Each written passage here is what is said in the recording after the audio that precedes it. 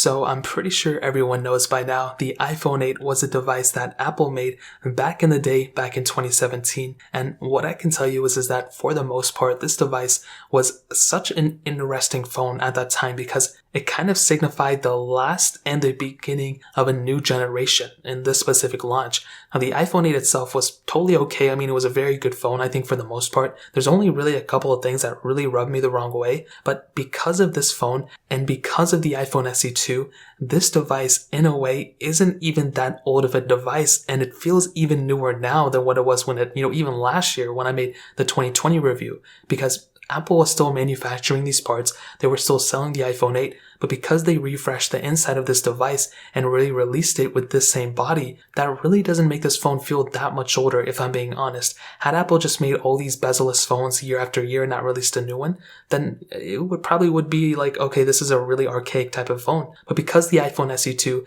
shares a lot of the newer parts with the newer chipset and all that stuff, I think the iPhone 8 is even more of a current design. It's definitely not new, but it's definitely not an old design either, which I've already talked about too. Now, if you want to pick up an iPhone 8, I'll find the cheapest one on Amazon, link it down in the description below, but I'll also leave a couple of my other recommendations that I'll probably say towards the end of this video. I'll also link those down below as well, so you can get them from there and help support the channel at the same time. Now, starting off with the front of the iPhone 8, we still have that same 4.7-inch panel that we had pretty much since it first came out, and it's a Retina IPS panel, 750p, and for the most part, just like the SE2's panel, it's not an ugly panel, it's not a bad panel at all. It's a pretty decent panel for an IPS screen, and I feel like even the bezel around it isn't even that bad, if I'm being honest. Obviously, you have the home button on the front with Touch ID, which I think, like I said before, in this day and age is pretty important. Face ID was great, I'm glad, but everyone's wearing masks. It's just really hard to use Face ID when you're anywhere besides your house. So I will tell you, that's another huge asset of having Touch ID nowadays. It's a true tone panel as well, and I will tell you, you still have Force Touch, you still have a lot of other things too, and it's a very capable panel when it comes down to it. You have a lightning port on the bottom of this phone, and on the back, you still have that standard glass back, not frosted or anything, but I think the back on this phone is still one of its biggest assets, because you look at the iPhone SE2, you look at the iPhone 12s, the iPhone 11s, those phones all have the same glass back at this specific device. So at that point, it really doesn't make it feel any cheaper or any, older than a lot of the newer phones that are coming out. Now, I will tell you, this phone has wireless charging, IP certification, a lot of capability when it comes down to the durability of this phone. So that's another huge asset of this device as well. Now, you still have that single camera setup on this phone as well, and it's a single 12 megapixel wide angle lens. And as I've said before, and I'll probably say it again, Apple did a really good job on this specific lens on the back. Because it's 12 megapixels, and I'm surprised it's still 12 megapixels because all the new iPhones, including the iPhone 12 Pro Max, that over $1,000 phone, still the base sensors are 12 megapixels, even though those are way better sensors. The megapixel count is the same, which is pretty interesting. Now, on this specific single lens, you have optical image stabilization, which is great, and you have the ability of shooting 4K at 60, which is huge. That really does future-proof yourself, quite a bit, because every single iPhone after this has also only had 4K at 60, no 8K capability, no 4K at 120 or anything like that. So you still have a lot of capability with this specific device. The fact that it's still pretty current on the frame resolutions that it can film on the back. Now, you don't have portrait mode or night mode or anything crazy like that. So you are kind of dated in a way, and you don't have a telephoto lens or an ultra wide sensor. And those two things, the sensors and the features, are two things that I think either make it or break it for you.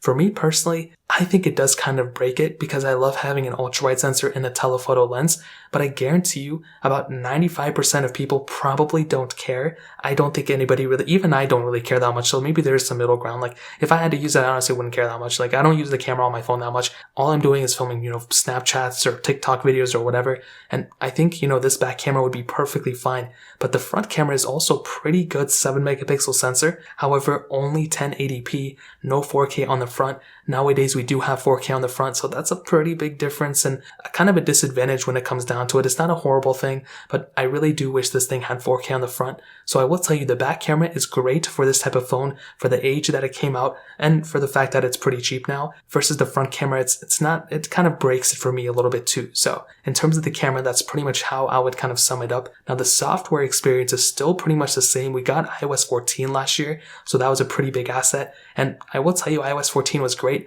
I've been running every single version of iOS 14 on it up until iOS 14.3 right now, and I think it's a pretty good experience. As I stated before, I don't really have any problems with it. It gets the job done. Is it perfect? Absolutely not, because there's still a lot of glitches in it, but it has gotten better, and I can definitely see Apple still focusing in on it throughout, the next couple of months before iOS 15 comes out. And I think by the time my mid-year 2020 review comes out, or 2021 review comes out, it'll definitely be a much better experience for sure. So it's still going to be getting software updates throughout, 2021. We'll see how 2022 goes, but for now it's still supported, which is great. So that really pretty much covers it up in the software standpoint. Now, performance-wise, this thing has that Apple A11 Bionic chip inside of it, hex-core CPU, and 2 gigabytes of RAM on each model. There were 2 different models of this device. Now, what I can tell you about the performance segment is that, first of all, because it's an Apple-built phone, their software is so optimized for their specific layout of their phones. So even though this phone only has 2 gigs of RAM, that doesn't really mean too much craziness because, they obviously take care of their phones very well,